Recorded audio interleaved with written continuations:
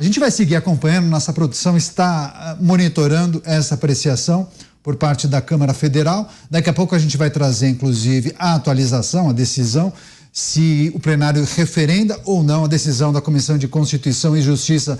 Zé Maria, você acompanhou, inclusive, os debates que aconteceram na CCJ hoje à tarde. Havia uma divergência entre os parlamentares, né? Por qual razão eles discutiram muito sobre a manutenção ou não da prisão de Chiquinho Brazão, hein, Zé?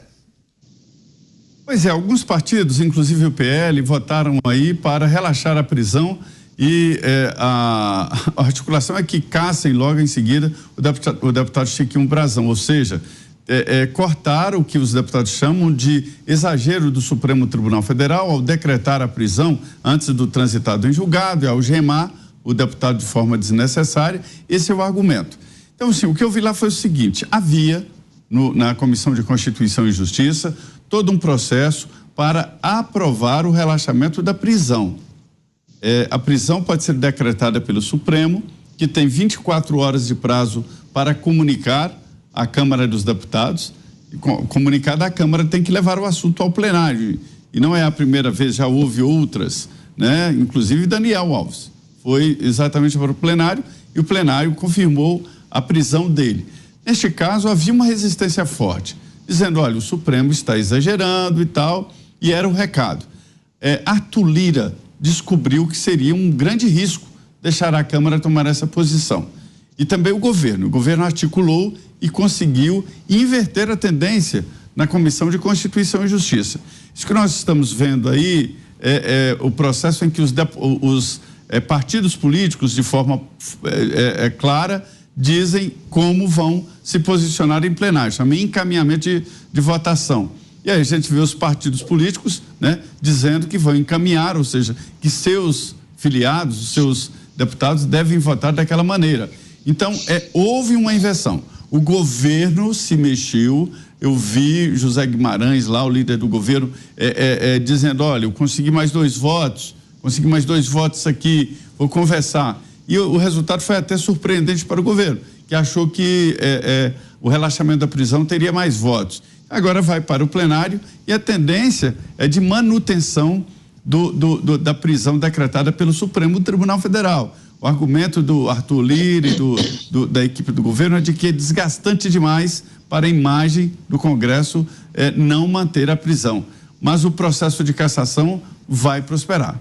Pois é, agora é preciso destacar também para a nossa audiência, a nossa equipe de produção em Brasília, o Zé conhece todos muito bem, toda debruçada para trazer as informações e os bastidores para você que nos acompanha, o Bruno Pinheiro, inclusive, conversando com muitos parlamentares, e há uma corrente que defende, sim, a soltura de Chiquinho Brazão, e muitos votam não pelo partido, não pela figura, mas sim pela legislação, pela Constituição. Então, alguns parlamentares entendem que não há uma previsão legal justamente para a manutenção dessa prisão preventiva do parlamentar. Essa é uma informação, alguns parlamentares defendem esse posicionamento, mas outros entendem que é preciso mantê-lo preso. Mota, você acompanhou os debates na Comissão de Constituição e Justiça hoje à tarde? Há 2 grupos, tem essas informações trazidas pelo Bruno Pinheiro, nosso repórter em Brasília. Suas considerações. Mota? Eu acho que o Mota, por alguma razão, não nos escutou. Bom, tudo bem, vou passar para o Cristiano Beraldo. Você, Beraldo. Beraldo, veja se o seu áudio está fechado, por gentileza. O meu áudio? Agora está ok. Agora está bom? Por favor. O que eu vejo nesse caso, Caniato? A gente tem, de um lado, um crime horroroso, bárbaro, de um assassinato, uma execução de 2 pessoas, uma delas vereadora, primeiro mandato no Rio de Janeiro, de um partido de esquerda. A investigação desse crime começa na sequência do seu acontecimento e, por anos, essas investigações passaram pelas mãos de diferentes delegados, representantes do Ministério Público, muita pressão nacional, porque foi um caso que teve repercussão nacional, tem repercussão Nacional até hoje. E aí não se resolveu. Aconteceram as prisões, chegaram aos executores, né, do crime, mas se buscavam os mandantes, certo? Então, passado o tempo, a gente tem uma federalização do caso, ou seja, sai do Rio de Janeiro, vai para o governo federal, quando este governo é um governo de esquerda, ou seja, alinhado com o partido da falecida vereadora, e aí se declara o caso como resolvido. E a gente precisa ter um pouco de calma para analisar isso. Quais são os elementos que efetivamente a gente tem para constatar ali como espectadores, como cidadãos brasileiros, que esse crime foi resolvido? A delação de um marginal, um criminoso. O que mais ele trouxe para efetivamente comprovar aquilo que ele disse? Eu não conheço. Entretanto, se pegaram duas pessoas e puseram em cana. Ok, a justiça viu elementos suficientes para decretar a prisão de duas pessoas. Uma dessas pessoas, presas como mandante, é deputado federal. E aí, eu acho que o que está faltando é a atualização de uma legislação, porque eu não vejo nenhuma razão para que a Câmara dos Deputados tenha que autorizar ou não autorizar uma decisão da Justiça em relação a um crime hediondo, bárbaro. Então, se a Justiça encontrou elementos suficientes para decretar a prisão preventiva, a Câmara tem que manter o seu papel de legislar, mas não se meter numa decisão do Judiciário. Ela pode até, enfim, buscar ali como uma parte interessada, afinal de contas envolve um de seus membros, entender o que está acontecendo. Então, essa votação por si, eu já acho que ela é absurda. Mas aí tem um outro lado, que é o lado da cassação. Vamos cassar. E aí não vamos cassar, essa postura do vamos cassar sumariamente, ela não tem a ver com uma avaliação da culpa. Porque esse processo se inicia agora. Eles foram presos, estão sendo acusados, né? Então, o deputado está sendo acusado. Vai haver um processo, ele vai se defender, vai apresentar provas.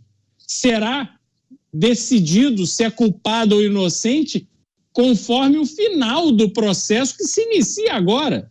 E aí eu lhe pergunto, não é uma atitude um tanto quanto covarde? Você simplesmente, não, vamos caçar, mandar esse cara embora daqui, porque a imprensa está em cima, porque ali não faltam criminosos.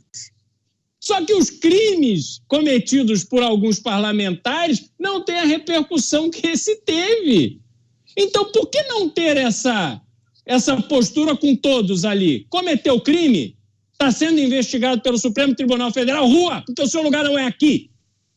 Então, eu fico impressionado com essa seletividade. Esta seletividade tem uma justificativa apenas, que é a repercussão do caso. Ora, se tem muita repercussão, se vão ficar apontando o dedo para a Câmara dos Deputados, vamos tocar ele daqui. Se é um crime que alguém cometeu, um parlamentar cometeu, mas dá para a gente esconder, a imprensa não está falando, deixa esse marginal aqui, que ele é útil para a gente. Essa é a mentalidade nojenta deste ambiente político que eu vejo em situações como essa. Ué, e tem que lembrar que estamos em um ano eleitoral, tem esse ingrediente também que a gente precisa levar em consideração. Mota, quer que eu repita? Enfim, eu acho que você estava acompanhando os nossos debates, esse posicionamento da CCJ, mas também as informações de bastidores trazidas pelo nosso repórter Bruno Pinheiro, que há uma divisão, há uma cisão. Parlamentares entendem que, analisando friamente a legislação, não necessariamente deveria ser mantida a prisão de Chiquinho Brazão. E não há outra opção a não ser examinar friamente a legislação, né, Caniato? A pergunta é, nós vamos seguir a lei ou nós vamos inovar? Essa é a pergunta. O deputado que foi preso, ele não é uma figura querida, ele não é uma figura popular. Agora, o verdadeiro teste da convicção na defesa dos direitos fundamentais é justamente quando você tem que defender os direitos no caso de alguém de quem você não gosta, né? Defender de quem a gente gosta é fácil. Defender os direitos de uma pessoa do bem, produtiva, que fez contribuições maravilhosas para a sociedade, como Elon Musk, é fácil. Agora, o teste real mesmo, aquele que testa se você tem convicção no que diz, é quando você discute os direitos de uma pessoa que tem uma história complicada e é acusada de um crime horroroso, especialmente se a pessoa for parlamentar, nesse momento que a gente está vivendo. Então eu vou me socorrer do livrinho da Constituição. A Constituição diz que parlamentares não poderão ser presos, exceto em flagrante de crime inafiançável. Mas claro que isso é impossível. Mesmo no caso do flagrante de crime inafiançável, caberá à Câmara dos Deputados ou ao Senado decidir sobre a manutenção ou não da prisão do parlamentar. É o que diz o artigo 53 da Constituição Federal.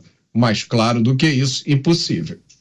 Pois é, Zé Maria, e esse foi talvez o principal tema da discussão que aconteceu hoje à tarde na Comissão de Constituição e Justiça, né? Sobre a prisão sem ter havido um flagrante, né? Algo que justificasse essa prisão de um parlamentar.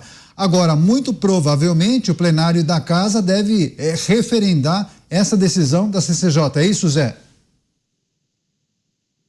Essa é a tendência. E houve uma inversão, havia uma tendência. Eu tinha informações de que na Comissão de Constituição e Justiça iam jogar a batata quente para o presidente da Câmara, Arthur Lira. E ele acabou se movimentando, né? Deu ligações e converteu ali, o governo também, e acabou provocando esse resultado na Comissão de Constituição e Justiça. A tendência agora é de manter a prisão. Veja bem, não é bom, eu não consigo defender que um parlamento tenha entre eles, né, uma pessoa que é acusada de agredir o Estado, né, de mandar matar uma vereadora, né? Eu custa acreditar que alguém possa mandar recados ao Supremo Tribunal Federal através de coisas assim. Ao Supremo não se manda recados, aprova uma emenda à Constituição, aprova uma lei. Não é possível imaginar uma quebra maior de decoro parlamentar do que um deputado acusado de uma situação dessa, de mandar matar uma vereadora. Eu já vi coisas, por muito menos, se manteve a autorização de prisão do Daniel, né? Que foi um dos, existiram outros, né? Então, é impossível.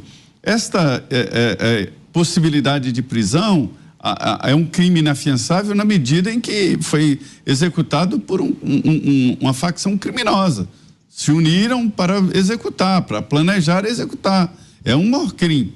Então, é aí que está o ponto que cai a possibilidade de fiança, ou seja, é um crime inafiançável, né? Não é porque está em flagrante delito, mas é um crime inafiançável o dele, porque realizado ou estudado e colocado em prática por uma organização criminosa.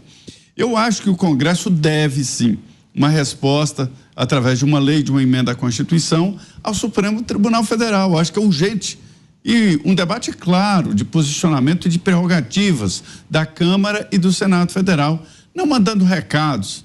Essa história de recados a gente vê muito contra o governo, porque quer alguma coisa ali por baixo, que não tem condições de falar e tal, emendas e manda recados.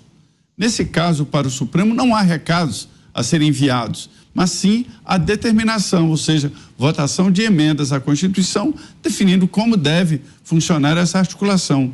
Eu acho que o Congresso deve caçar os parlamentares que não estão aptos a atuarem como parlamentares, mas já que eles são deputados, eles têm que ser defendidos nas suas prerrogativas. Acho que o Beraldo quer responder ao Zé Maria ou fazer um complemento, né, Beraldo?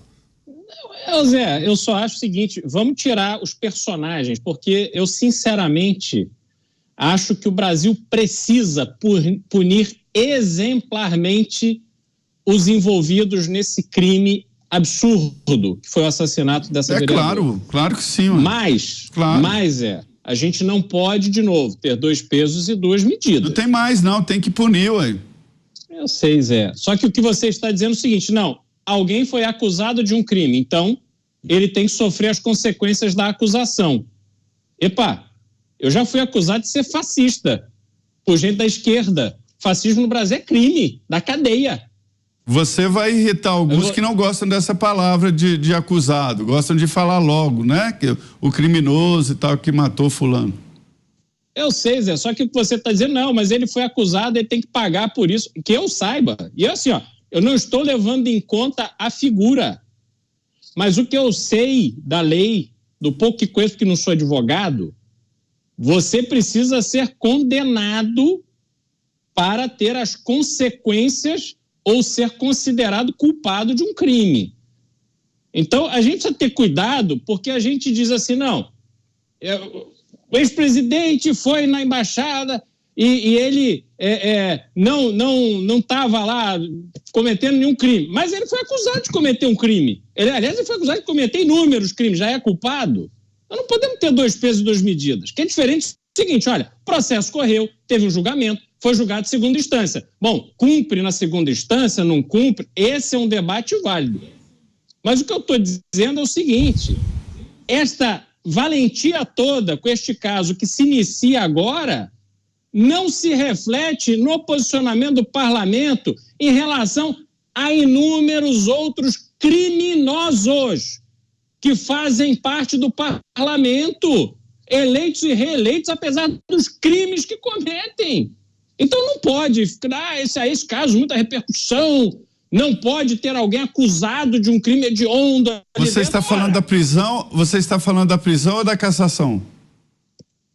Não, estou falando da cassação, desse vamos caçar imediatamente, porque a gente não quer esse problema aqui dentro. E os outros problemas que tem lá, mas não tem a mesma repercussão, mas são tão graves quanto? É isso que eu acho isso impressionante. Ficar todo mundo ali tigrão, porque este caso está na mídia, está na imprensa, sendo divulgado internacionalmente, mas é tchutchuca com um bando de ladrão ali do submundo, de gente que comete crime no submundo. Zé Maria vai complementar. Zé, algumas pessoas estão em dúvida justamente dessa apreciação por parte do Conselho de Ética. É uma decisão política, né? Não tem absolutamente nada a ver com a decisão da Justiça, certo? Exatamente. Veja bem, o Conselho de Ética age politicamente, é muito mais rápido e não precisa de provas concretas, né? Só a indicação ali de que houve, de que aconteceu, porque o parlamentar perde a credibilidade e perde o decoro parlamentar. Não é um direito individual, um mandato, né? Mas sim uma condição. Então, isso está na Constituição e as normas do regimento interno da Câmara de como fazer o processo de cassação.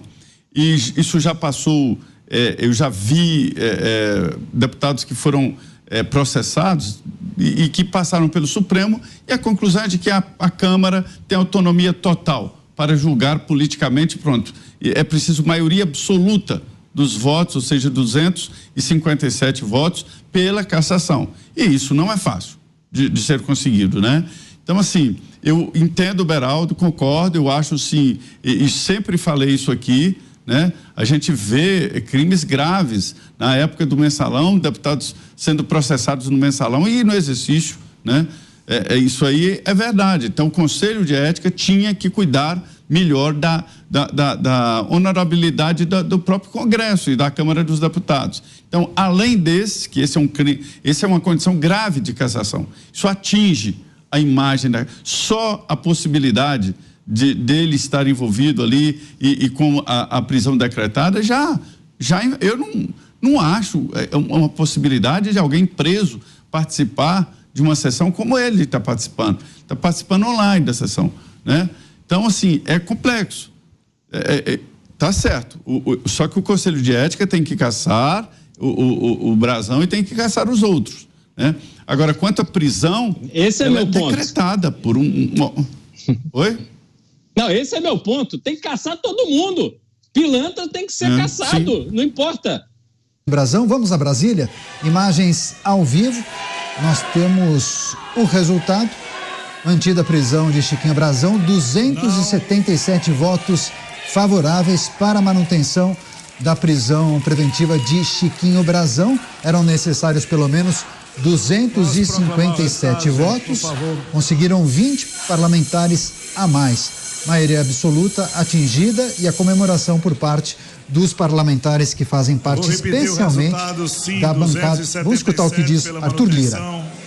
E aprovação do parecer, não 129, abstenções 28 de um total de 434 votantes.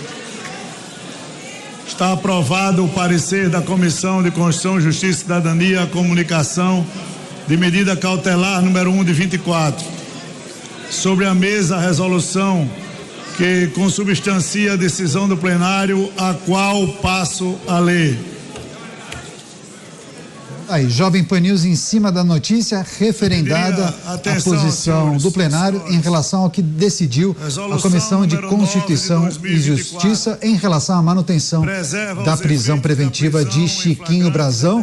Rápido giro com os nossos comentaristas. Zé Maria, bola cantada, você já tinha adiantado para o nosso público que o plenário iria manter a decisão da CCJ, né? O score normal, 277 favoráveis, né?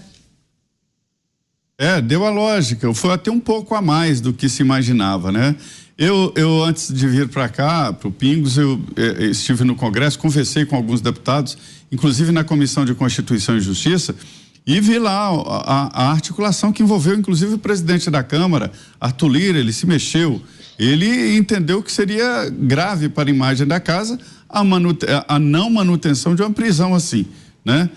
Numa condição dessa. Lá na Comissão de Constituição e Justiça havia a possibilidade de relaxamento da prisão.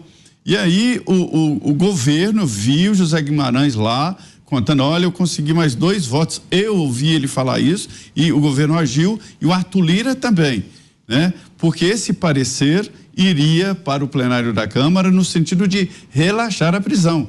E aí conseguiram reverter na Comissão de Constituição e Justiça, e o parecer foi para o plenário no sentido de manutenção da prisão. E foi até um pouco acima dos cálculos que fizemos ali nos bastidores. Então deu lógica, é isso mesmo, né? E além da manutenção da prisão, ele deve ser cassado, haverá um tempo aí para ele se defender e tal, mas deve ser cassado.